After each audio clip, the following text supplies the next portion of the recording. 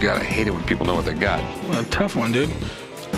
Give me $850. Yeah. Can I keep my box?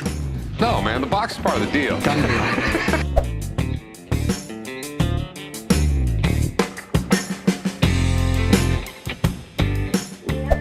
Hey, smash that thumbs up button if you're a fan of Pawn Stars. Join the notification squad by subscribing and hitting that bell notification on, but also, don't forget to comment down below saying I subscribed to enter our monthly shoutouts, and we'll make sure to reply and thank as many of you as we possibly can. Hope you enjoyed the video. The world-famous Gold and Silver Pawn Shop was a successful business even before the Pawn Stars debuted back in 2009. Over the course of 15 seasons, Pawn Stars became one of the most popular reality TV shows and History Channel's biggest moneymaker. Naturally, the staff of Gold and Silver Pawn Shop usually wants to buy as cheaply as they can when they appraise the items with the help of their expert buddies. Obviously, the value of the items people bring to the pawn shop varies depending on the item's condition, authenticity, and rarity, and more often than not, people have no idea about the item's real value. The thing that Pawn Stars use to their advantage is the fact that most people bring their stuff to the shop when they are in need of some fast cash. We have heard Rick say "I gotta make profit here" countless times, and resorting to questionable negotiation tactics and scheming is not below the Harrisons. I'm gonna make you an offer you can't refuse. Apparently, everybody tries to scheme everybody. One time, a woman came to the Gold and Silver Pawn Shop with a collection of pretty valuable gold coins and apparently got herself a neat deal as she sold them for about $12,000. Later, it turned out that the coins were not hers at all, but her uncle's, from whom she had stolen the coins. Not only the man got robbed, but he also had no chance of getting them back since Rick and the gang decided to melt the coins down to make more money from actually selling the gold than they had initially spent on the coins.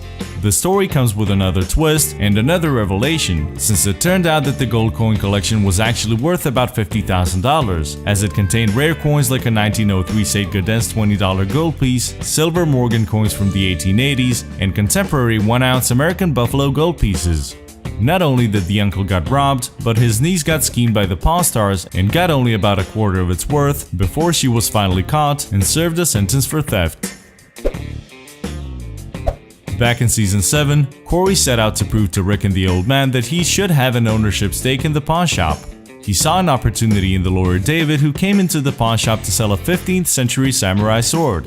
David got the sword as a collateral from a client that didn't come back to claim it, so the lawyer decided to sell it, not having a clue how much the sword is worth. During the backroom confessional before the negotiation with the seller took place, Corey said that he had seen a few of those swords going for thousands of dollars, which makes his initial offer of $800 really low in every sense. After some negotiations, the two shook hands at $1,500, which is a steal. Still, the unsuspecting lawyer, not realizing he had just been schemed, said that he wanted to jump and do the dance how happy he was. The expert was brought in only later on and finally estimated the sword's value at around $5,000 to $6,000 in its current condition. However, it could go up to $15,000 if Corey decided to undertake a $3,000 restoration, which counted as a score in Chumley's book. In the episode titled "Put Up Your Dukes" from Season 4, a man named Bob entered the pawn shop hoping to sell a 450-year-old book that was supposedly once owned by Sir Isaac Newton, who was known for dabbling in the occult matters. The book dealt with the matters of alchemy and was believed to be one of the few remaining books from Sir Isaac Newton's personal library. The old man immediately recognized the possible value of the book, but just to be on the safe side, a rare book expert Gary was called in. After discovering handwritten notes and formulas in the margins, Gary did confirm that the book was authentic and that it really belonged to Newton, so he estimated the book's value somewhere around $20,000. Still, despite its high value, the old man offered an insultingly low amount of $5,000 for the book, but Bob eventually managed to talk him up to $7,000. Even though he was schemed in the end, Bob at least took $2 more grand out of old man's pockets. Now, nobody was schemed in this pick, but they almost did, so it found its place in our list. One time, a man named Clint brought a baseball signed by 1951 World Series champion New York Yankees to the Gold and Silver Pawn Shop. Clint's initial price was $3,000, which seemed more than fair considering the item's condition and backstory. However, not wanting to make a mistake, the old man brought in Brenda, a handwriting expert, who compared the signatures from the ball with the authentic ones she had with her and concluded they were the real deal. Knowingly or not, Brenda gave the old man some room to haggle by saying that the value of the ball is subjective and that its price depends on what both interested parties would go for. The best that the old man could do was offer $800 for the ball, so Clint just walked out with the precious item. One of the show's regular customers is a man named Adam, and in the episode called O Holy Pawn from season 14, he brought a double-sided leaf of the famous Gutenberg Bible. The item was so valuable since it was the first book ever printed on a movable metal type press that Gutenberg invented in the 15th century. Rick knew that anything related to Gutenberg is worth a fortune from the get-go, because only 49 copies of the book exist nowadays. Adam's initial asking price was $65,000, and Rick decided to bring in Rebecca, a rare book specialist, to appraise it. Since the last sale of a full Gutenberg Bible was in 1978 and went for a whopping $2.2 million, she held the leaf against the light to inspect it for chain lines present in handmade paper from that period. In the end, the leaf's worth was estimated at around $80,000, which was still too high for Rick, who doubled down the offer. Naturally, the number was way too low for Adam, who tried to raise it back to $55,000, which was still $10,000 less than the initial asking price. While Rick wasn't entirely comfortable with the negotiation, the two eventually settled for just $47,000, nearly $20,000 less than the original price, which means Adam was practically schemed considering the rarity and the real value of the item. A man brought in an original Colt 45 revolver that he wanted to sell in the episode aptly titled Peacemaker. Since the gun saw a rise in popularity on both sides of the law back in the day, Rick was immediately interested in it from the start, claiming that guns like those sell better than just about any antique gun he carries. However, the seller made a mistake of revealing that he paid only $25 for it, so Rick decided to jump in without consulting his gun expert first. After some haggling, they struck a deal at $3,000, and later on the expert concluded that the gun was worth at least $5,000 and that the price could only go up depending on the rarity of the gun's model. Later research revealed that, although first ever Colt 45 sold for crazy $242,000 back in '87, the guns similar to the one that Rick got go from $2,000 to $42,000, which means that Rick did make an offer within that price range, but he still schemed the customer.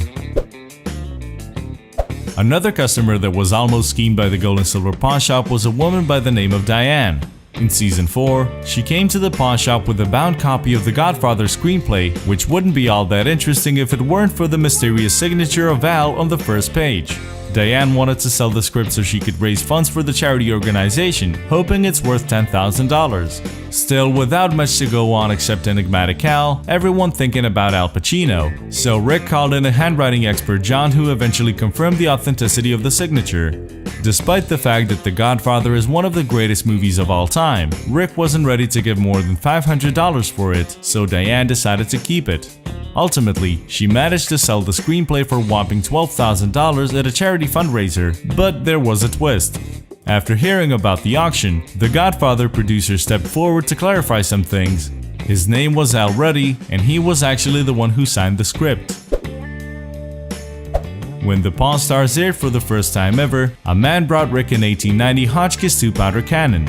Both the expert and cannon restorer checked the cannon out and later even tested it at the shooting range. After Rick asked how much he could pay for the cannon and still make money, the expert replied, "I would say $40,000 all day long."